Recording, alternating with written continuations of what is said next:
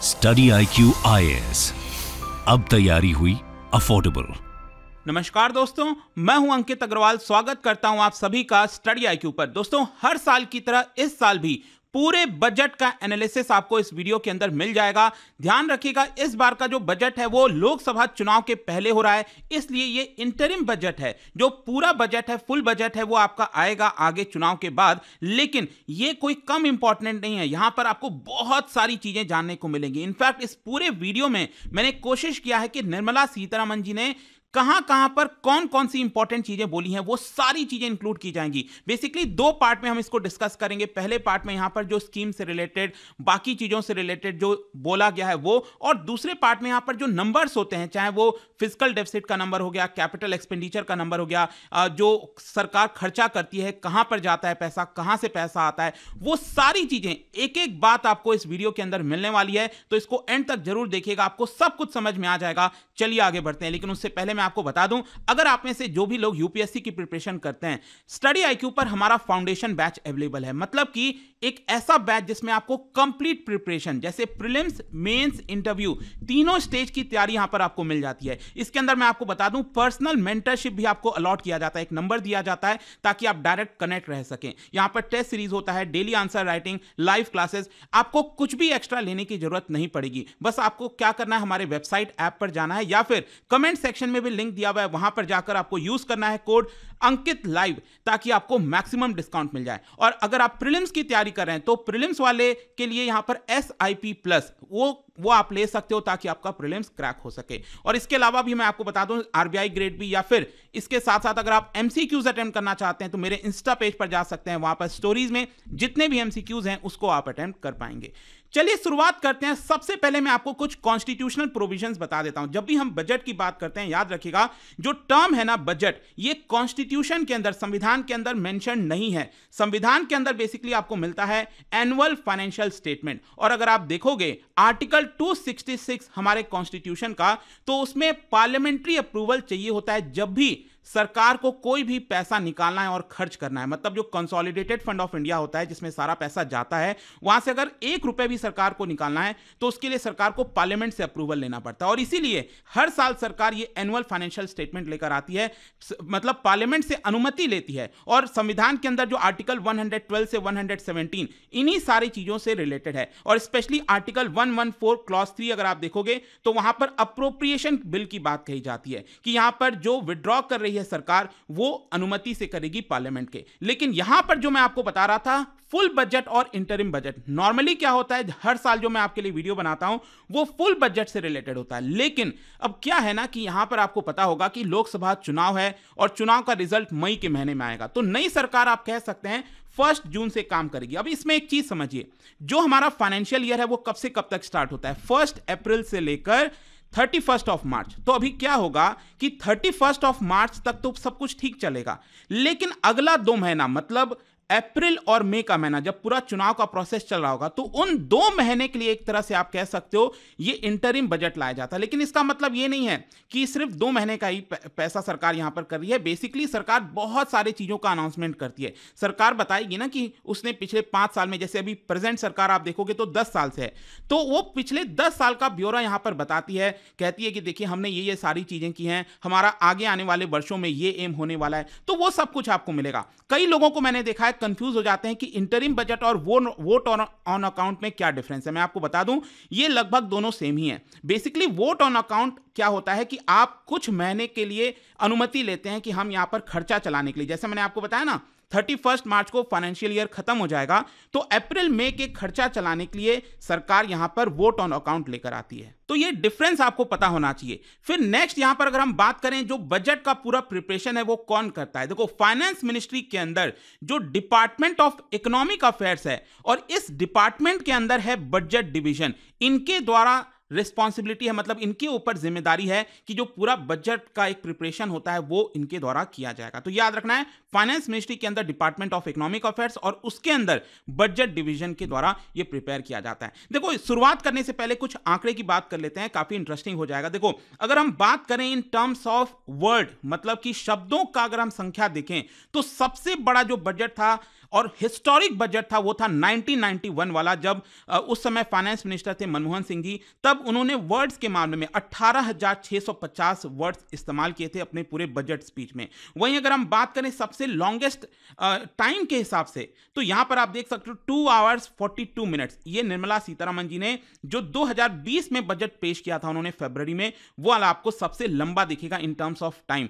फिर इसके अलावा अगर हम बात करें कौन से फाइनेंस मिनिस्टर ने सबसे ज्यादा बजट पेश किया है, तो आप यहां पर देख सकते हो मोरारजी देसाई, उन्होंने 10 बार बजट पेश किया है। और उसके बाद पी चिदम्बरम, प्रणब मुखर्जी जी, सीडी देशमुख, यशवंत सिन्हा। और अगर हम निर्मला सीतारमण जी की बात करें तो आज का अगर हम हटा दें तो अभी तक उन्होंने 5 बजट पेश किए थे, लेकिन अब आज का काउंट अगर आप करोगे तो 6 हो जाएगा, तो उनका नंबर एक्चुअली यहां पर आ जाएगा। ठीक है, तो वो आपको टॉप 5 में देखने को मिलेंगी।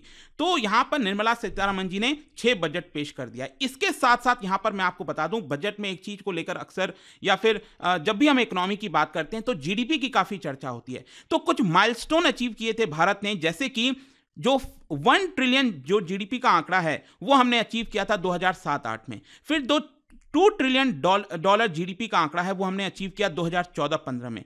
फिर 3 ट्रिलियन डॉलर जीडीपी का आंकड़ा हमने 2021-22 में, और 5 ट्रिलियन जो बोला जा रहा है ना, ये अनुमान है कि 2026-27 में अचीव किया जाएगा। और आपने देखा होगा एक छोटा इकोनॉमिक सर्वे आया था, उसमें भी यहां पर बोला गया अभी 2 दिन पहले कि 7 ट्रिलियन डॉलर का जो आंकड़ा है वो मोस्ट प्रोबेबली भारत 2029-30 में अचीव कर लेगा। लेकिन इसके साथ साथ देखिए, जब भी बजट की बात होती है एक चीज हमेशा चर्चा होता है कि यहां पर जो सीक्रेसी है वो कैसे रखी जाती है। देखो बहुत इंपॉर्टेंट है, बजट की एक छोटी सी छोटी चीज भी रिवील नहीं की जा सकती, इतना ज्यादा यहां पर रखा जाता है उसको सीक्रेसी में। एक्चुअली 1951 से 1980 के बीच में जो बजट प्रिंट किया जाता था, आज तो काफी चीजें डिजिटल हो चुकी हैं, लेकिन उस समय जब प्रिंट किया जाता था तो दिल्ली में जो मिंटो रोड है वहां पर प्रेस था, वहां पर चीजें होती थी। फिर यहां पर सरकार ने सिक्योरिटी को ध्यान में रखते हुए जो फाइनेंस मिनिस्ट्री का ऑफिस है, आपको पता होगा राष्ट्रपति भवन के जस्ट बाहर आप देखोगे तो एक साउथ ब्लॉक है और एक नॉर्थ ब्लॉक है। साउथ ब्लॉक में पीएमओ का ऑफिस और नॉर्थ ब्लॉक में फाइनेंस मिनिस्ट्री का ऑफिस।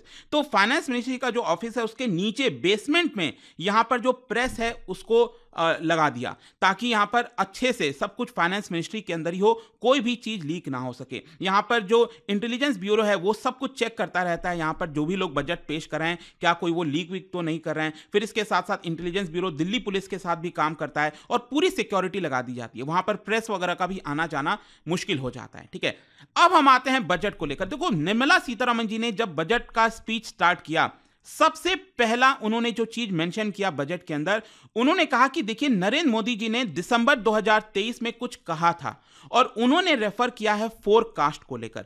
एक्चुअली नरेंद्र मोदी जी ने दिसंबर 2023 में यह कहा था कि मेरे लिए देश के सबसे बड़ी 4 जातियां हैं। अक्सर हम कहते हैं ना कास्ट, रिलीजन, इस तरह। तो उन्होंने कहा कि मेरे लिए देश में सबसे बड़ी 4 जातियां हैं। सबसे पहली जाति है वो है गरीब।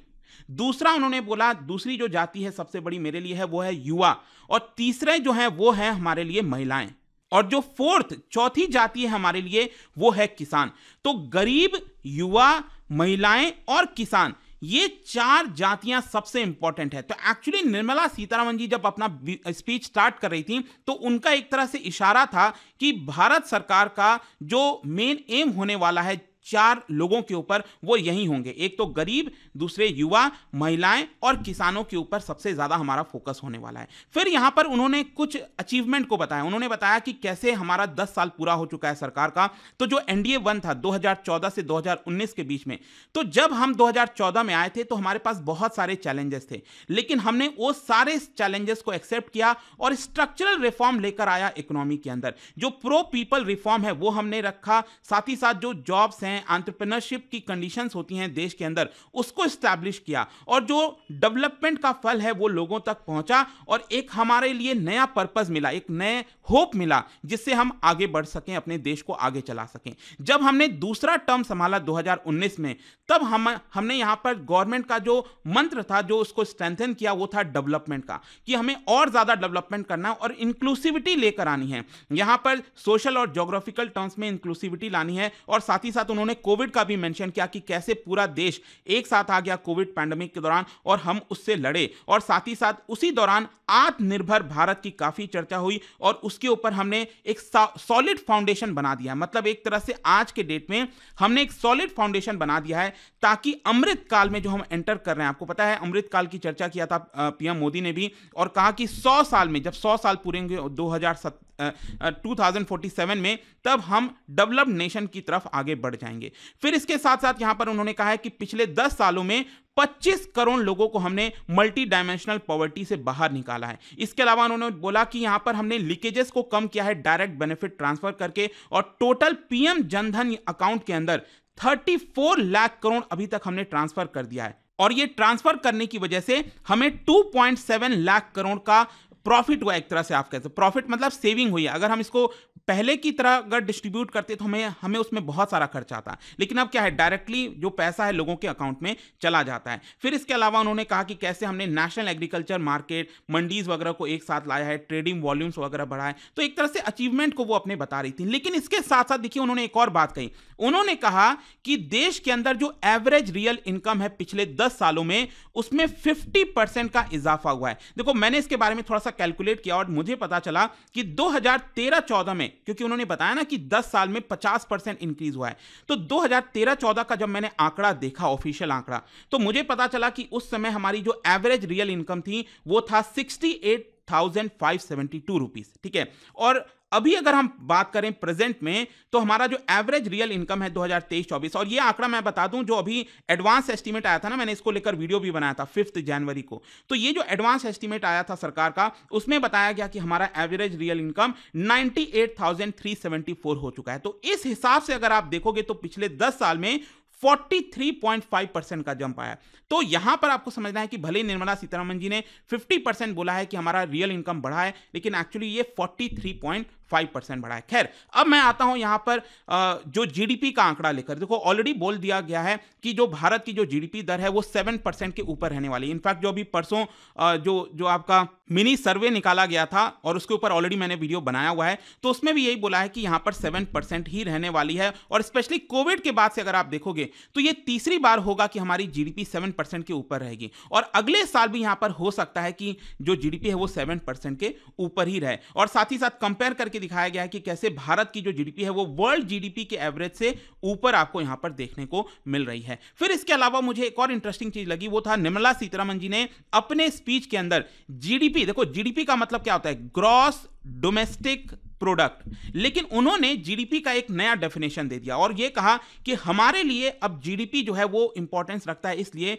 क्योंकि वो हमारे लिए है गवर्नेंस, डेवलपमेंट एंड परफॉर्मेंस। तो बेसिकली वो इशारा कर रही थी कि जो सरकार का मकसद होता है, जब हम जीडीपी की बात करते हैं तो हम गवर्नेंस के ऊपर फोकस करते हैं, डेवलपमेंट के ऊपर फोकस करते हैं और हमारी जो परफॉर्मेंस है उसके ऊपर फोकस करते हैं। तो ये ध्यान में रखिएगा, जीडीपी को एक नया डेफिनेशन देने की कोशिश की गई है। फिर इसके अलावा यहां पर आप देख सकते हो सरकार की तरफ से यही था कि यहां पर हम सबका साथ सबका विकास की तरफ जा रहे हैं, कॉम्प्रिहेंसिव डेवलपमेंट होगा, और इसके साथ साथ आगे चलकर जो ट्रिनिटी है, ट्रिनिटी मतलब डेमोक्रेसी, डेमोग्राफी और डाइवर्सिटी। मतलब डेमोक्रेसी आपको पता है यहां पर जो हम बात करते हैं ना, चुनाव वगैरह होते हैं। फिर इसके अलावा डेमोग्राफी का मतलब हो गया कि हमारे यहाँ बहुत बड़ी पॉपुलेशन है, युवा आबादी है, तो उनका फायदा ले सकते हैं, और डाइवर्सिटी हमारे देश में, तो ये हमारे लिए स्ट्रेंथ है और अल्टीमेटली इसी स्ट्रेंथ को लेकर हम 2047 में डेवलप्ड इंडिया बन जाएंगे। फिर यहां पर एक और इंटरेस्टिंग चीज हुआ, वो है न्यू फैक्टर ऑफ प्रोडक्शन। देखो इकोनॉमिक्स अगर आपने थोड़ा भी पढ़ा हो तो उसमें सबसे पहली जो चीज कही जाती है कि जो फैक्टर्स ऑफ प्रोडक्शन है सबसे इंपॉर्टेंट वो कौन से होते हैं, लैंड, लेबर, कैपिटल और एंटरप्रेन्योर। ये सबसे important factors of production. Factors of production कहने का मतलब हो गया कि अगर आपको किसी भी चीज को बनाना है, प्रोडक्शन करना है, तो आपको ये 4 चीजों की तो जरूरत कम से कम पड़ेगी ही पड़ेगी। और भी बहुत सारे फैक्टर्स ऑफ प्रोडक्शन होते हैं, जैसे रॉ मटेरियल वगैरह हो गया, वो जरूरत पड़ेगा ना, तभी तो आप चीजों को बना पाओगे।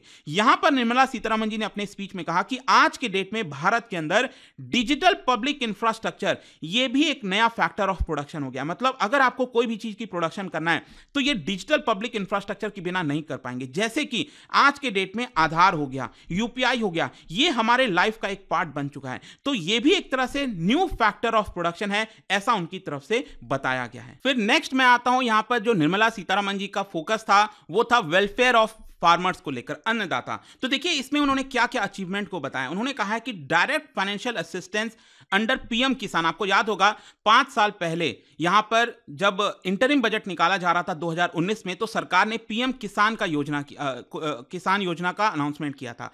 इसके तहत जो फार्मर्स हैं उनको 6,000 रुपए दिया जाता है, 2-2 हजार करके 3 किस्तों में 6,000 रुपए दिया जाता है। तो अभी तक आप देख सकते हो 11.8 करोड़ फार्मर्स को इसका फायदा हुआ है। फिर इसके अलावा फार्मर्स के लिए बहुत इंपॉर्टेंट है क्रॉप इंश्योरेंस। तो उन्होंने बताया कि 4 करोड़ फार्मर्स को अंडर पीएम फसल बीमा योजना के तहत क्रॉप इंश्योरेंस मिल चुका है। फिर नेक्स्ट यहां पर बताया कि कैसे जो ई नाम है, जो मंडीज हैं, उसको एक तरह से यहां पर इंटीग्रेट कर दिया गया है देश भर में 1361, जिसकी वजह से ऑनलाइन जो ट्रेडिंग अगर आप देखोगे तो वो करीब 3 लाख करोड़ के आसपास पहुंच चुकी है। इसके अलावा यहां पर उन्होंने बताया कि कैसे सरकार जो है लगातार वीट और राइस का जो प्रोक्योरमेंट है वो बढ़ाते जा रही है। यहां पर आप देख सकते हो आंकड़ा दिखाया गया है कि कैसे 2022-23 में, फिर 2023-24 में 38 लाख मैट्रिक टन, एक अच्छा खासा आपको जंप देखने को मिलेगा।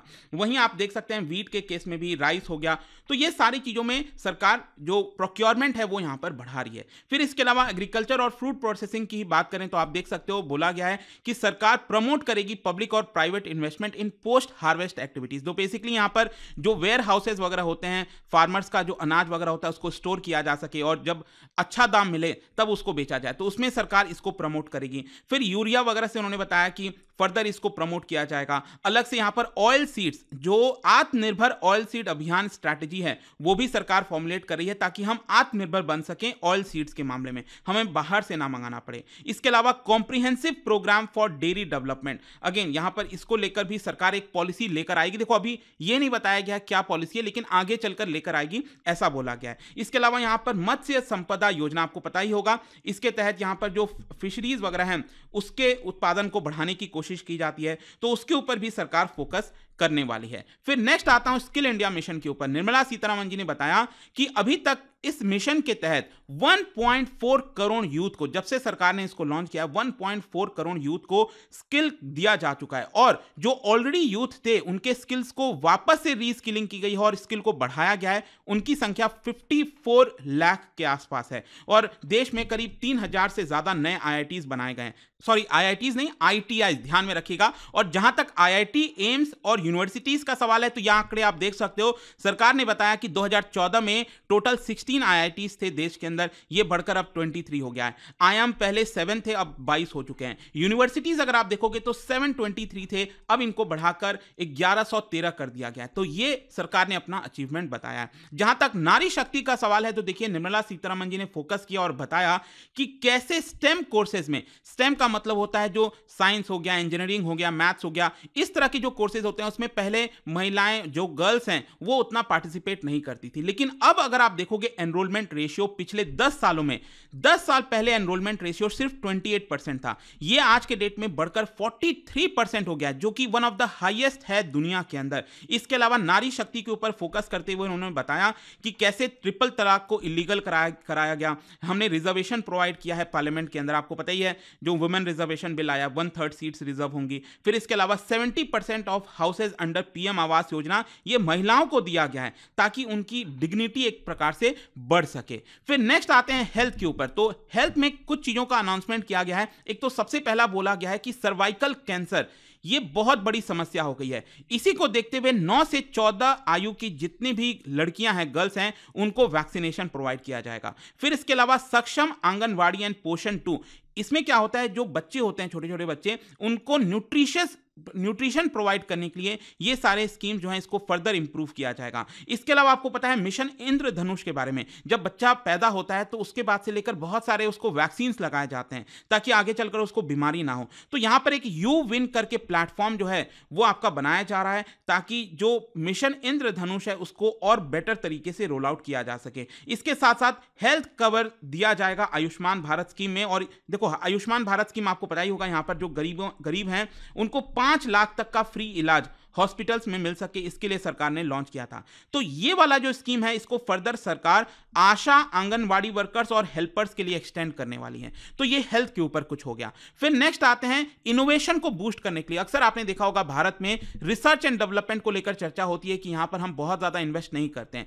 इसके लिए सरकार ने कदम लिया है और कहा है कि 1,00,000 करोड़ का long term interest free loan यहां पर लोगों को दिया जाएगा। 1,00,000 करोड़ का, विच इज ह्यूज अमाउंट। और इसकी वजह से क्या होगा कि लोग यहां पर ज्यादा पैसा ले सकेंगे और उसको इनोवेशन में, रिसर्च एंड डेवलपमेंट में लगा सकेंगे। और ये इंटरेस्ट फ्री है, ध्यान रखिएगा, इसके लिए कोई इंटरेस्ट सरकार नहीं ले रही है। फिर इसके साथ साथ बताया ये जा रहा है कि यहां पर जब इनोवेशन बढ़ेगा तो एक तरह से जो हम डिफेंस सेक्टर की बात करें तो उसमें बहुत सारे इनोवेशन की आवश्यकता है। हमें डिफेंस सेक्टर में आत्मनिर्भर होना है, तो उसके ऊपर भी काफी अच्छा खासा असर आने वाला है। फिर इसके अलावा यहां पर सरकार ने बताया कि हम राज्यों को भी इंटरेस्ट फ्री लोन देंगे। मतलब यहां पर अगर हमें विकसित भारत का विजन देखना है, उसको रियलाइज करना है, पूरा करना है, तो हम यहां पर 75,000 करोड़ रुपए 50 सालों के लिए इंटरेस्ट फ्री लोन के तौर पर देंगे राज्यों को, ताकि वो उसको अलग अलग जगह निवेश कर सकें। फिर नेक्स्ट अगर हम आते हैं, यहां पर शुगर को लेकर एक अलग से चीजें बताई गई। निर्मला सीतारमण जी ने यह बताया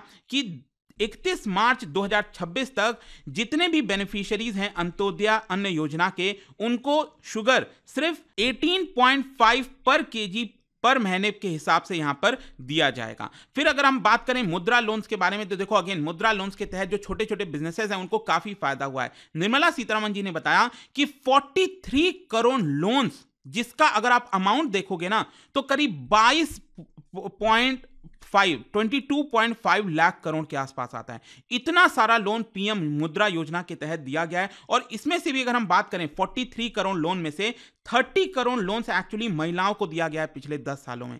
तो अगेन वो नारी शक्ति के ऊपर फोकस कर रही थी कि हम काफी फोकस करते हैं महिलाओं के ऊपर, ताकि वो खुद का अपना जो बिजनेस है वो स्टार्ट कर सके, उसमें हम मदद कर सकें। इसके अलावा भी आप देख सकते हो जन धन योजना में मैंने आपको पहले ही बताया 34 लाख करोड़ सरकार ने ऑलरेडी ट्रांसफर किया हुआ है। फिर हम आते हैं रेलवे के ऊपर। देखो रेलवे में यहां पर सरकार ने बताया, निर्मला सीतारमण जी ने 3 नए कॉरिडोर्स का अनाउंसमेंट हुआ है रेलवेज में। अलग अलग आपको पता है ना, जो कॉरिडोर्स वगैरह आजकल सरकार लॉन्च करने लगी है, ताकि स्पेसिफिक उसी सेक्टर के लिए जो ट्रेनें हैं वो चला करेंगी। तो यहां पर आप देख सकते हो energy, mineral and cement corridor ये सरकार लॉन्च करने वाली है। फिर इसका हो गया पोर्ट कनेक्टिविटी कॉरिडोर। मतलब कॉरिडोर का मतलब जैसे पोर्ट की अगर हम बात करें तो सारे जो पोर्ट्स हैं वहां पर उसको कनेक्ट किया जाए, तो वहां पर रेल चलेगा एक तरह से, जो कोस्टल एरियाज हैं तो उसको कनेक्ट करने वाला कॉरिडोर। और फिर हाई ट्रैफिक डेंसिटी कॉरिडोर, जहां पर बहुत ज्यादा ट्रैफिक होता है, ट्रेन डिले होती हैं, वहां पर अलग से कॉरिडोर बनाया जाएगा। तो ये 3 नए कॉरिडोर्स का अनाउंसमेंट हुआ है। देखिए रेलवे की जब भी बात आती है तो आजकल वंदे भारत की काफी चर्चा होने लगी है। तो यहां पर एक बड़ा अनाउंसमेंट यह किया गया निर्मला सीतारमण जी के द्वारा कि 40,000 बोगीज ट्रेनों में लगाए जाएंगे। और ये जो बोगीज हैं वो कोई आम बोगीज नहीं होंगे, ये बेसिकली जो वंदे भारत वाले स्टैंडर्ड वाले जो बोगीज होते हैं वो हम अभी एग्जिस्टिंग ट्रेन में लगाने वाले हैं। वैसे तो वंदे भारत ट्रेन अब नए नए लॉन्च हो रहे हैं देश के अलग अलग पार्ट में, लेकिन 40,000 बोगीज वंदे भारत जैसे जो बोगीज हैं वो यहां पर इंस्टॉल किए जाएंगे। फिर फर्दर अगर हम इंफ्रास्ट्रक्चर और इन्वेस्टमेंट की बात करें तो देखो ये 3 मेजर रेलवे कॉरिडोर मैंने आपको बता दिया।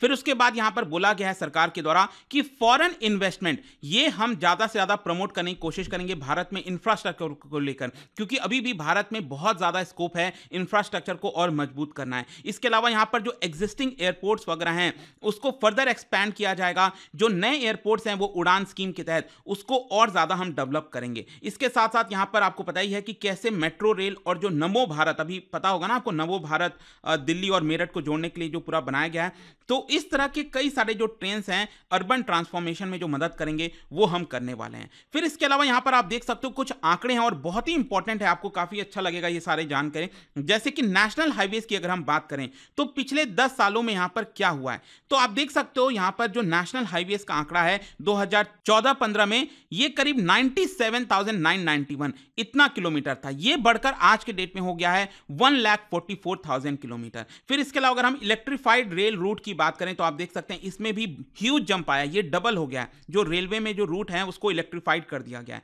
फिर अगर हम एयरक्राफ्ट मूवमेंट की बात करें मिलियन टन के हिसाब से तो ये भी आप देख सकते हो जंप हुआ है। और नंबर ऑफ एयरपोर्ट्स, इसमें तो अच्छा खासा आपको जंप देखने को मिलेगा, मतलब डबल हो गए हैं। जो एयरपोर्ट्स की संख्या है भारत में 10 साल पहले करीब आपका 74 के आसपास था और आज के डेट में 150 के आसपास हो गया है। नेक्स्ट यहां पर सरकार ने कहा है कि हमारा जो एक मेजर फोकस होने वाला है वो है आपका सस्टेनेबल डेवलपमेंट। और आपको पता है सरकार ने कमिट किया है कि नेट जीरो बाय 2070, मतलब कि 2070 आते आते भारत कोई भी यहां पर जो कार्बन डाइऑक्साइड है वो एक्स्ट्रा रिलीज नहीं करेगा। देखो, जो नॉर्मली निकलेगा लेकिन हम उसको कंपनसेट भी करेंगे, मतलब एक्स्ट्रा हम कोई भी carbon dioxide, green house gas, वो हम एनवायरमेंट में रिलीज नहीं करेंगे। और इसको अचीव करने के लिए यहां पर एक तो विंड एनर्जी में जो वायबिलिटी गैप फंडिंग होती है, मान लो अगर विंड एनर्जी इंस्टॉल करने के लिए 3 करोड़ रुपए लगने हैं, तो यहां पर अगर कोई पर्सन है वो 2.5 करोड़ रुपए देने को तैयार है, तो बाकी का 50 लाख सरकार अपनी तरफ से। तो इस तरह के जो वायबिलिटी गैप फंडिंग है वो सरकार लेकर आ रही है। फिर इसके अलावा जो कोल गैसिफिकेशन और लिक्विफिकेशन कैपेसिटी के प्लांट हैं उसको सेटअप करेगी सरकार। इसके अलावा और भी इसी से रिलेटेड चीजें हैं। लेकिन आपको पता होगा अभी रिसेंटली क्या हुआ था, अयोध्या में राम टेम्पल का इनॉग्रेशन के जस्ट एक दिन के बाद ही, मैंने वीडियो भी बनाया था अलग से, सरकार ने जो पीएम मोदी हैं उन्होंने सोलर रूफटॉप स्कीम को लेकर अनाउंस किया था। और इसमें जो बड़ी बात कही गई है कि देश के लगभग 1 करोड़ घरों पर जो रूफटॉप सोलर पैनल्स होते हैं वो लगाए जाएंगे। देखो अभी क्या है ना, आज के डेट में आप देखोगे ज्यादातर जो सोलर एनर्जी हमें आती है, इलेक्ट्रिसिटी जो आती है उससे सोलर, वो ज्यादातर जो बड़े बड़े प्रोजेक्ट्स होते हैं ना फील्ड वगैरह में, उससे आता है। लेकिन अगर हमें इसको लार्ज स्केल पर लेके जाना है तो जितने ज्यादा घर अपने छत के ऊपर ये सोलर पैनल्स लगवाएंगे उतना ज्यादा आपको संख्या बढ़ता हुआ देखने को मिलेगा। और एक्चुअली आज के डेट में ज्यादातर क्या हुआ है, थोड़े बहुत जो लगे भी हैं वो ज्यादातर जो ऑफिसेज वगैरह हैं वहां पर आपको देखने को मिलेगा। घरों में अभी तक इसका प्रॉपर यूटिलाइजेशन नहीं किया गया है। तो इसके लिए सरकार कुछ यहां पर इंसेंटिव्स लेकर आ रही है और एम यही है कि 1 करोड़ घरों में हम यहां पर रूफटॉप जो पैनल्स हैं उसको लगाया जाएगा। इसके अलावा यहां पर पब्लिक ट्रांसपोर्ट नेटवर्क में ई बसेस का इस्तेमाल किया जाएगा। इस तरह की कुछ चीजों का सस्टेनेबल डेवलपमेंट से रिलेटेड निर्मला सीतारमण जी ने अनाउंसमेंट किया है। फिर नेक्स्ट अगर हम आते हैं यहां पर फर्दर एनवायरमेंट को देखते हुए, तो आप देख सकते हो कि कैसे जो नॉन फॉसिल फ्यूल का कंट्रीब्यूशन है वो बढ़ता जा रहा है। मतलब कि जो इलेक्ट्रिसिटी प्रोड्यूस होती है वो नॉन फॉसिल फ्यूल से कितना परसेंट है, तो आप देख सकते हैं 2004 में 30% था, 2014 में 32% और आज के डेट में आप देख सकते हैं ये लगभग 43-44% हो गया है। फिर यहां पर फर्दर आप देख पाओगे सरकार ने कहा है कि 10 करोड़ से ज्यादा हमने एलपीजी कनेक्शन दिया। तो इससे क्या होता है कि जो घरों में लकड़ियों से जलकर खाना बनता था उसके बजाय अब एलपीजी का इस्तेमाल हो रहा है। इसके अलावा 36 करोड़ एलईडी बल्ब्स दिए गए हैं, 72 lakh LED tubelights, 23 lakh energy efficient जो फैन हैं जो कि उजाला स्कीम के तहत ये सारी चीजें डिस्ट्रीब्यूट की गई हैं। फिर इसके अलावा यहां पर 1.3 करोड़ एलईडी स्ट्रीट लाइट, जो सड़कों पर जो हम लाइट्स देखते हैं स्ट्रीट लाइट्स, वहां पर भी एलईडी जो चीजें हैं वो आपका इंस्टॉल किया गया है। फिर नेक्स्ट यहां पर कुछ आंकड़े हैं आप देख सकते हो, जैसे कि करंट अकाउंट डेफिसिट का आंकड़ा आपको देखने को मिल रहा होगा, ये इसमें डिक्लाइन आया है। करंट अकाउंट डेफिसिट क्या होता है, सिंपल सा चीज है, जो भी हम ट्रेड करते हैं बाहर के देशों से, मान लो अगर हमने 1000 रुपए के गुड्स को जो है एक्सपोर्ट किया है, ठीक है, ये हमने बाहर भेजा है, तो इससे हमें कमाई कितनी हुई है, 1000 रुपए हुई है। और हमने इंपोर्ट किया है लगभग 1200 रुपए के गुड्स को, हमने बाहर से मंगाया है, तो हमारा 1200 रुपए खर्च हुआ है। तो ये 200 रुपए क्या है, ये एक्चुअली डेफिसिट है, करंट अकाउंट डेफिसिट इसको बोलते हैं। तो यहां पर आप देख सकते हो करंट अकाउंट डेफिसिट डिक्लाइन हुआ है। जहां तक अनएम्प्लॉयमेंट रेट का सवाल है, देखो इसको लेकर भी कई बार सवाल उठते ही रहते हैं और ट्विटर से लेकर हर जगह लोग चर्चा करते हैं कि देश में अनएम्प्लॉयमेंट है। इसको लेकर सरकार ने कहा है कि देखिए एक्चुअली जो अनएम्प्लॉयमेंट रेट है वो गिरा है। यहां पर आप देख सकते हो सरकार का कहना है कि 2022-23 में अनएम्प्लॉयमेंट रेट 3.2% है। फिर इसके अलावा डिजिटल ट्रांजैक्शंस काफी तेजी से बढ़ा है, ये आप देख पाएंगे 12,000 करोड़ से ज्यादा आपको करोड़ से ज्यादा अभी इस समय प्रेजेंट में जो डिजिटल ट्रांजैक्शंस है वो देखने को मिलेगा। और एक और न्यूज आप सुनी गए होंगे, अभी रिसेंटली कल ही यहां पर आया था, उसके ऊपर ऑलरेडी मैंने वीडियो बना दिया है, दैट इज पेटीएम। पेटीएम को अभी के लिए एक तरह से आप समझ लो बैन ही है एक प्रकार का, क्योंकि उसका जो मेन काम है ना पेमेंट, पेटीएम पेमेंट बैंक, उसको एक तरह से स्टॉप कर दिया है आरबीआई ने, निर्देश जारी किया, वो आप चाहो तो देख लेना। खैर यहां पर अब मैं आता हूं जीएसटी को लेकर। देखो जीएसटी को लेकर बोला गया है कि एवरेज मंथली जो ग्रॉस कलेक्शन है जीएसटी का वो काफी तेजी से बढ़ा और आज के डेट में ये 1.6 लाख करोड़ हो गया है। आपको याद होगा जब इसको इंप्लीमेंट किया गया था तो काफी क्रिटिसिज्म भी हो रहा था कि सरकार 1 लाख करोड़ हर महीना भी नहीं जुटा पा रही है, लेकिन अब ये धीरे धीरे बढ़ते बढ़ते 1.6 लाख करोड़ पहुंच गया है। जहां तक इन्फ्लेशन का सवाल है तो इसमें भी सरकार का कहना है कि देखिए 2014 में जो स्थिति थी 9%, 5% उससे हमने गिराकर 5-6% के अंडर में ले आए हैं। तो ये तो हो गई जो स्कीम्स और बाकी चीजों का अनाउंसमेंट है। अब हम आते हैं पार्ट बी को लेकर, मतलब वो आंकड़े जो कि बहुत इंपॉर्टेंट है आपके लिए जानना, जैसे कि fiscal deficit, capital account, revenue receipts, ये सारी चीजें हम डिस्कस कर लेते हैं। पहले देखो यहां पर क्या होता है ना, सरकार के पास कुछ पैसा आता है और जो सरकार के पास पैसा आता है उसमें से सरकार खर्च करती है, इनफैक्ट ज्यादा ही खर्च कर देती है। हर बजट में आपने देखा होगा कि अगर मान लो सरकार के पास 100 रुपए आ रहा है तो सरकार 110 रुपए खर्च कर देती है और बाकी का 10 रुपए कहीं ना कहीं से लेना पड़ता है। इसमें से 5 रुपए सरकार लोन के तौर पर बोरो करेगी, फिर यहां पर सरकार कई बार अपने जो कंपनीज वगैरह हैं, सरकारी कंपनीज, उसको बेचती हैं, वहां से कुछ पैसा कलेक्ट करती है। तो हमेशा हर बजट में आपको खर्चा ज्यादा देखने को मिलता है। अब जब हम खर्चे की बात करते हैं और रेवेन्यू की बात करते हैं तो उसमें दो चीजें आपको ध्यान रखनी होती हैं। एक होता है आपका रेवेन्यू, दूसरा होता है कैपिटल। देखो रेवेन्यू रिसीट्स का मतलब सरकार के पास जो पैसा आ रहा है वो पैसा टैक्सेस से हो गया। मान लो जो ट्रैफिक लाइट्स वगैरह पर आपने चालान कटवाया, वहां से कुछ फीस वगैरह, वो सब चालान का पैसा आया, तो वो सारे जो पैसे आते हैं, मतलब वो पैसे जिससे सरकार के ऊपर कोई लायबिलिटी नहीं है। ठीक है, जैसे कि मान लो अगर सरकार कुछ बोरो कर रही है, सरकार 100 रुपए ले रही है आईएमएफ से, तो ये 100 रुपए लायबिलिटी हो गया, सरकार को वो देना पड़ेगा, तो वो इसके अंदर नहीं आता, वो तो एक्चुअली आता है कैपिटल रिसीट्स के अंदर। तो यहां पर रेवेन्यू रिसीट्स मतलब वो सारी चीजें, टैक्सेस, चालान, ये सारी जो चीजें होते हैं, स्टैंप ड्यूटी हो गया, तो उससे सरकार को पैसा आ रहा है। तो आप देख सकते हैं कितना आ रहा है सरकार को, 30 लाख करोड़ के आसपास, जो सरकार ने बोला है 2024-25 के लिए। ठीक है, 30 लाख करोड़ के आसपास आने वाला है। और सरकार जो चीजों पर एक्सपेंडिचर करती है, और एक्सपेंडिचर में भी कौन सा, रेवेन्यू एक्सपेंडिचर, जैसे कि सरकार सैलरी पे करती है अपने एम्प्लॉयज को, सरकारी जो एम्प्लॉयज हैं, सरकारी जो एम्प्लॉयज हैं उनको पेंशन भी देना होता है सरकार को, तो वो सारी चीजें मतलब कि सरकार ने बस खर्च कर दिया, उससे आगे फ्यूचर में कुछ रिटर्न नहीं है। जैसे कि मान लो अगर सरकार कुछ रोड वगैरह बनवाती तो उससे सरकार को टोल वगैरह कलेक्ट होता, तो वो जो चीजें हैं वो एक्चुअली आपका कैपिटल एक्सपेंडिचर में आता है, जो एसेट का निर्माण हो रहा है। यहां पर एसेट नहीं आ रहा है, लेकिन हाँ ये भी जरूरी है क्योंकि सरकारी एम्प्लॉयज वगैरह तो होने ही चाहिए। तो यहां पर आप देख सकते हो जो रेवेन्यू एक्सपेंडिचर है सरकार का वो 36 लाख करोड़ है। मतलब आया कितना रेवेन्यू रिसीट्स, 30 लाख करोड़, और ये 36.5 लाख करोड़ खर्च कर रहे हैं।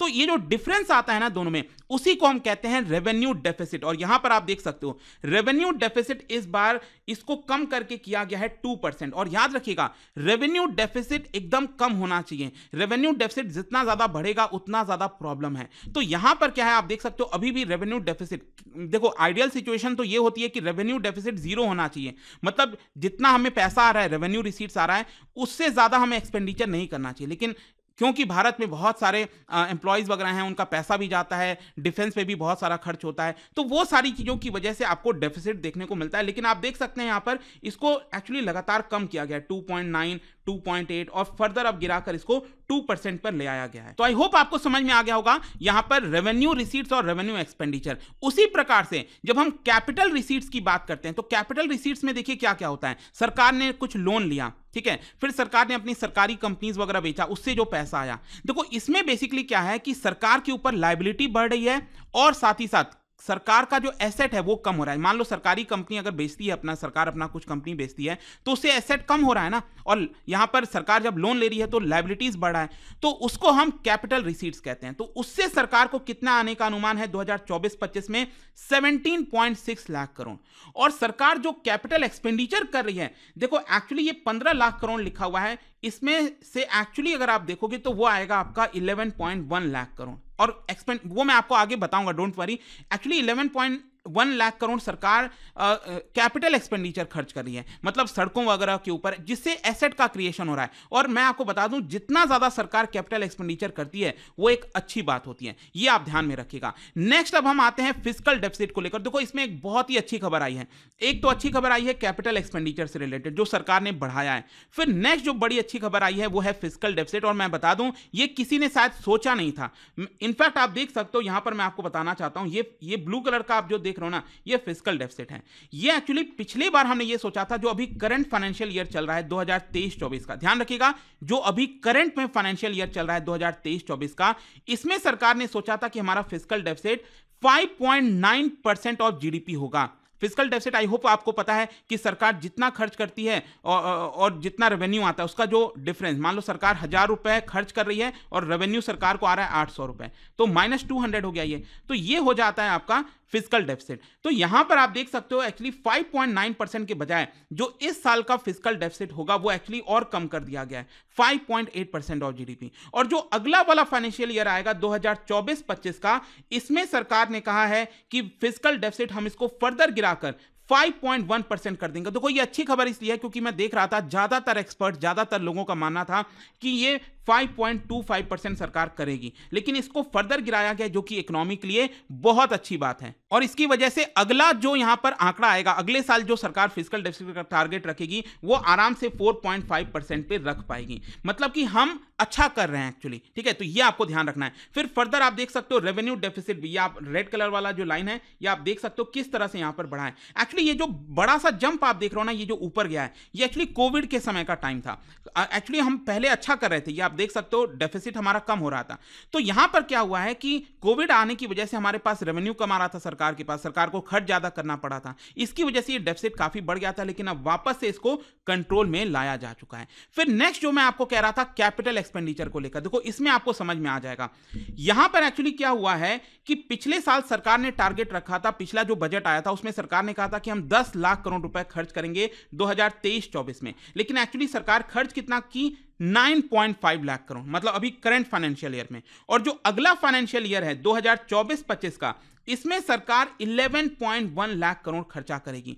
एक्चुअली अगर आप ध्यान से देखिए यहां पर जो कोविड का समय था 2020 में, वहां से सरकार ने अच्छा खासा जंप किया है। इनफैक्ट आप देख सकते हो 2020 में जो हमारा कैपिटल एक्सपेंडिचर था वो सिर्फ 4 लाख करोड़ के आसपास था, और अब देखिए ये 11 लाख करोड़ हो गया है। मतलब कि विथ इन 4 इयर्स ये डबल से भी ज्यादा हो गया है, 2.5 गुना हो गया है। और इसीलिए मैं कह रहा हूं कि कैपिटल एक्सपेंडिचर में बढ़ोतरी करना ये एक बहुत ही अच्छी चीज है, ऐसा होना चाहिए, क्योंकि इससे एसेट का क्रिएशन होता है, इससे रिटर्न आता है सरकार को। फिर नेक्स्ट यहां पर कुछ मिनिस्ट्रीज के एलोकेशन है, आप देख सकते हो। डिफेंस मिनिस्ट्री को 6.2 lakh crore, ministry of road transport को 2.7 लाख करोड़, रेलवे को 2.5, बाकी आप चाहो तो यहां पर एक एक बार देख सकते हो, लेकिन ये मिनिस्ट्रीज का है। अगर हम मेजर ट्रेंड देखें मेजर आइटम्स के ऊपर, जैसे ट्रांसपोर्ट वगैरह, तो वो भी आप देख सकते हो ट्रांसपोर्ट में सरकार 5.4 लाख करोड़ खर्चा कर रही है। यहां पर रूरल डेवलपमेंट में 2.6 लाख करोड़, एग्रीकल्चर में 1.4 लाख करोड़, एजुकेशन में 1.25 लाख करोड़, हेल्थ में 0.9 लाख करोड़, एनर्जी पे 0.7 और सोशल वेलफेयर में 0.5 लाख करोड़ सरकार खर्चा करने वाली है। अब नेक्स्ट अगर हम बात करें टैक्स को लेकर, देखो जब भी बजट आता है तो हमेशा लोगों को आशा रहती है, इंतजार होता है कि क्या फाइनेंस मिनिस्टर टैक्स में कोई बदलाव करने वाली है। मैं आपको बता दूं कोई भी बदलाव नहीं हुआ है। अगर हम कॉर्पोरेट टैक्स की बात करें तो एग्जिस्टिंग डोमेस्टिक कंपनीज के लिए वही 22% है, अगर कोई नई मैन्युफैक्चरिंग कंपनीज आती है तो उसके लिए 15% है। जहां तक पर्सनल इनकम टैक्स की बात है, जो हम और आप लोग टैक्स भरते हैं डायरेक्टली, तो उसमें आप देख सकते हो अगर जिसकी इनकम 7 लाख तक है, जो पहले टैक्स स्ट्रक्चर चल रहा था ना वही चल रहा है जो पिछले साल अनाउंस हुआ था। तो यहां पर एक्चुअली पहले था कि 5 लाख करोड़, सरकार ने इसको बढ़ाकर 7 लाख कर दिया। मतलब जिसकी भी इनकम 7 लाख तक है उसको कोई भी टैक्स पे नहीं करना है। और मान लो अगर किसी की ज्यादा भी है, 8 लाख है, 9 लाख है, तो वहां पर वो पर्सन इन्वेस्टमेंट वगैरह सही जगह लगाकर चाहे तो कोई भी टैक्स नहीं देना पड़ेगा। तो इस तरह से है। और साथ ही साथ सरकार ने कहा है कि यहां पर स्टार्टअप्स वगैरह के लिए हम फर्दर एक्सटेंशन कर रहे हैं। कुछ टैक्स बेनिफिट्स वगैरह सरकार ने अनाउंस किया था जो कि खत्म होने वाला था अभी 2-3 महीने में, लेकिन सरकार ने इसको 2025 तक एक्सटेंड कर दिया है। फिर इसके अलावा यहां पर सरकार ने देखो एक और बड़ा अनाउंसमेंट किया है, वो ये है कि कुछ बकाया था, मतलब सरकार के पास कुछ डायरेक्ट टैक्स आने थे, सरकार मांग कर रही थी, लेकिन सरकार ने एक तरह से उसको लेकर माफी कर दिया। वो पुराने वाले हैं, जैसे 2009-10 में, फिर 2011 से लेकर 2015 के बीच में 10,000 करोड़ की डिमांड थी। तो सरकार ने, मतलब इससे क्या होगा, कुछ कई सारे जो मिडिल क्लास लोग हैं जिनके ऊपर टैक्स की मांग थी, वो एक तरह से यहां पर सरकार ने छूट दे दी है। ये कुछ चेंजेस हुए हैं, बस इससे ज्यादा कुछ नहीं है। अब नेक्स्ट अगर हम आए तो ओवरऑल जब हम बजट कहते हैं ना कि इस बार का बजट कितना है, तो बजट कहने का मतलब होता है कि हम खर्चा कितना करते हैं। और खर्चा में मतलब क्या हुआ, यहां पर आपको मैंने बताया था कि 2 तरह के खर्चे होते हैं। एक होता है आपका कैपिटल एक्सपेंडिचर, ये जो आपको मैंने दिखाया कैपिटल एक्सपेंडिचर, और दूसरा होता है आपका रेवेन्यू एक्सपेंडिचर। तो दोनों मिलाकर ये जो खर्चा है, दोनों मिलाकर अगर आप देखोगे तो यहां पर जो बजट आया है इस बार का, वो आया है करीब 47.6 लाख करोड़। ये सरकार कह रही है ये हमारा खर्चा होने वाला है। और इसमें भी अगर आप ध्यान से एक चीज देखोगे तो आपको समझ में आ जाएगा। ये जो चार्ट है बेसिकली मैं आपको बता देता हूं।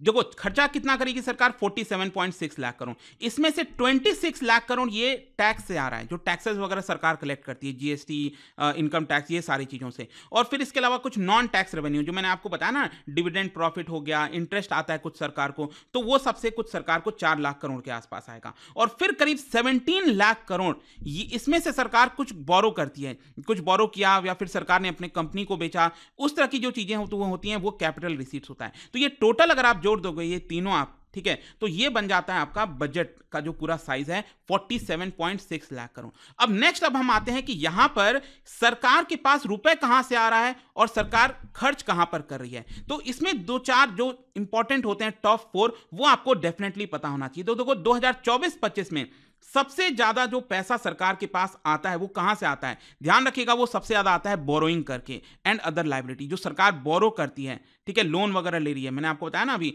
काफी सारा लोन वगैरह भी लेती है, तो वहां से सरकार का आता है। तो ये करीब 28%, मतलब 100 रुपए में से 28 रुपए सरकार का बोरो करके आ रहा है। फिर नेक्स्ट अगर हम बात करें यहां पर जो सेकेंड नंबर पर है वो है आपका इनकम टैक्स, ठीक है, जो पर्सनल इनकम टैक्स वगैरह होता है, डायरेक्ट टैक्स जो हम कहते हैं, तो ये इनकम टैक्स आपका देखने को मिलेगा 19%, ठीक है।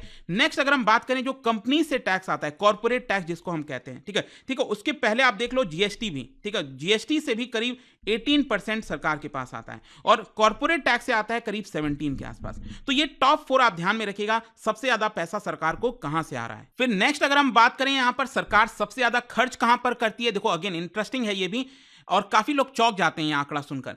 सबसे ज्यादा जो सरकार खर्च करती है आपको पता है क्या, वो है इंटरेस्ट पेमेंट पर। मतलब आजादी के बाद से लेकर अभी तक आपको पता है, जब मैंने आपको पहले ही बोला कि सरकार का जब भी बजट आता है तो उन्हें सरकार एक्सपेंडिचर ज्यादा करती है और सरकार के पास पैसे कम आते हैं, तो ज्यादा खर्च कर रही है तो वो बोरो करती है हर साल सरकार। तो जब बोरो करती है तो उसको इंटरेस्ट भी तो पे करना होता है, तो साल दर साल जो है सरकार बोरो करते रहती है और अल्टीमेटली वो जो इंटरेस्ट है वो भी बढ़ता जाता है। और आज के डेट में देखिए सरकार जो भी 100 रुपए खर्च करती है उसमें से 20 रुपए सिर्फ इंटरेस्ट पेमेंट पे ही चला जाता है। फिर नेक्स्ट आता है अगेन यहां पर जो शेयर्स जाते हैं, जो टैक्सेस, मतलब कि आपको पता है जो राज्यों को शेयर किया जाता है, जो सेंट्रल गवर्नमेंट के पास टैक्स आया उसमें से सरकार राज्यों के साथ भी शेयर करती है, तो हर 100 रुपए में से 20 रुपए जो है वो आपका राज्यों के पास चला जाता है। फिर इसके अलावा सरकार यहां पर कई सारे स्कीम्स भी लेकर आती है, जैसे सेंट्रल सेक्टर स्कीम हो गया, तो इसमें से 16% सेंट्रल सेक्टर स्कीम में चला जाता है। फिर वैसे ही सेंट्रली स्पॉन्सर्ड स्कीम आप देख सकते हो, यहां पर भी 8%। फिर फाइनेंस कमीशन के द्वारा बोला जाता है कुछ ग्रांट वगैरह दीजिए, तो उसमें करीब 8% चला जाता है। फिर बाकी के डिफेंस में आप देख सकते हो काफी ज्यादा खर्च होता है 8%, और सब्सिडीज वगैरह देती हैं तो वो करीब 6% के आसपास। तो ये ऊपर के एटलीस्ट 3-4 याद रख लेना। टॉप जो है एक इंटरेस्ट पेमेंट, फिर दूसरा यहां पर जो शेयर करती हैं स्टेट्स को, फिर तीसरा आपका हो जाता है सेंट्रल सेक्टर स्कीम, और उसके बाद यहां पर सेंट्रली स्पॉन्सर्ड स्कीम। तो ये चीजें आपको ध्यान में होनी चाहिए। फिर नेक्स्ट अगर हम बात करें यहां पर सरकार के पास जो टैक्स आ रहा है, एक डायरेक्ट टैक्स और इनडायरेक्ट टैक्स। आप आई एम श्योर आपको पता ही चल गया होगा, डायरेक्ट टैक्स का मतलब होता है जो पर्सनल इनकम टैक्स हो गया या फिर कॉर्पोरेट टैक्स हो गया, ये डायरेक्टली सरकार को जमा करना होता है, इसीलिए हम उसको डायरेक्ट टैक्स कहते हैं। और जीएसटी क्या है, जीएसटी एक तरह से इनडायरेक्ट टैक्स है, क्योंकि जैसे हम कोई सामान खरीदते हैं बाजार में जाकर, तो हम वो जो टैक्स है वो दुकानदार को देते हैं और वो दुकानदार जीएसटी भरता है सरकार को, तो इसलिए वो इनडायरेक्ट टैक्स कहलाता है। तो आप देख सकते हैं यहां पर ये येलो वाला जो है वो ट्रेंड दिखा रहा है डायरेक्ट टैक्स का, और आप देख पाएंगे 6.7% ऑफ आवर जीडीपी ये आज के डेट में डायरेक्ट टैक्स हो गया है, और वहीं इनडायरेक्ट टैक्स ये करीब 4.9% ऑफ जीडीपी हो गया है। तो दोनों में लगभग उछाल देखने को आपको मिल रहा है, और ओवरऑल आप देख सकते हैं 11.7% ऑफ जीडीपी ये आपको इस समय जो है टैक्स रिसीट्स देखने को मिलेगा। तो ये फर्दर इंप्रूव करने की सरकार को कोशिश करनी चाहिए। फर्दर अगर आप देखोगे यहां पर जो ट्रेंड है net receipt of the centre, मतलब कि सरकार को जो पैसा आ रहा है वो कहां कहां से आ रहा है, फर्दर आप देख सकते हो। मैंने आपको पहले ही बता दिया था वैसे तो चार्ट में, लेकिन एक बार फिर से आप देख पाएंगे 26 लाख करोड़ ये सरकार को टैक्सेस से आ रहे हैं। फिर 4 लाख करोड़ यहां पर जो सरकार को इंटरेस्ट वगैरह मिलता है, नॉन टैक्स रेवेन्यू जो होता है ना सरकार का, जैसे चलान वगैरह मैंने आपको बताया, ट्रैफिक चलान वगैरह, वो सारा चीज अगर आप मिला दोगे तो वो 4 लाख करोड़ हो गया। और यहां पर नॉन डेट कैपिटल रिसीट, मतलब सरकार अपनी कंपनीज वगैरह बेचती है, तो वो 0.8 लाख करोड़ के आसपास। तो ये टोटल आपको देखने को मिलेगा, जो कि आता है करीब 30 लाख करोड़ के आसपास। फिर ये जो नेक्स्ट चार्ट है ये भी काफी इंटरेस्टिंग है। ये दिखा रहा है कि कैसे सरकार राज्यों को ट्रांसफर करती है पैसा। तो आप देख सकते हैं 2019-20 में सरकार ने राज्यों को जो पैसा दिया था वो उनका जो अमाउंट था वो था 11.45 लाख करोड़, और आज के डेट में ये डबल हो गया है। 2024-25 में 22.75 लाख करोड़ ये सरकार देने वाली है राज्यों को। फिर नेक्स्ट अब हो गया दोस्तों, अब नेक्स्ट फाइनली जाने से पहले यहां पर सेंसेक्स की अगर हम बात करें, क्योंकि जब भी बजट आता है तो लोगों को काफी इंटरेस्ट रहता है कि जो स्टॉक मार्केट है वो कैसा परफॉर्म कर रहा है। वैसे आप देख सकते हो पिछले 10 साल का किस तरह का परफॉर्मेंस रहा है, कभी नेगेटिव में गया है बजट वाले दिन, कभी पॉजिटिव में। ओवरऑल सबसे ज्यादा पॉजिटिव एक्चुअली 2021 में गया था, जब बाजार जो है स्टॉक मार्केट 5% उछला था। आज के डेट में जब मैं ये वीडियो रिकॉर्ड कर रहा हूं तो मैं देख रहा था कि मतलब नॉर्मल है, ना ज्यादा है ना कम है, वो ऑलमोस्ट फ्लैट चल रहा है इस समय मार्केट। खैर आई होप कि ये जो पूरा बजट का वीडियो था इसमें आपका लगभग सब कुछ कवर हो गया, कुछ भी मैंने नहीं छोड़ा है। एक एक चीज जहां पर आवश्यकता थी, जो इंपॉर्टेंट था, वो मैंने आपको बता दिया। और जाने से पहले आप सभी के लिए एक क्वेश्चन है, एमसीक्यू है। Which of the following create liabilities और reduce assets of the government? इनमें से कौन सा जो है गवर्नमेंट के लिए लायबिलिटी क्रिएट करता है और जो एसेट है वो रिड्यूस कर देता है? ये आपको बताना है इन ऑप्शंस में से। इसका राइट आंसर आप सबको पता है, मेरे इंस्टाग्राम पर तो मिलेगा ही, वहां पर अगर आप नहीं हो कोई बात नहीं, टेलीग्राम से ले सकते हैं इसका सही उत्तर। मैं कई सारे जो एमसीक्यूज हैं वो यहां पर स्टोरीज में डालता रहता हूं। अगर आपको पीडीएफ चाहिए तो टेलीग्राम पर आइए, अलग अलग सोशल मीडिया पर आप जुड़ पाओगे।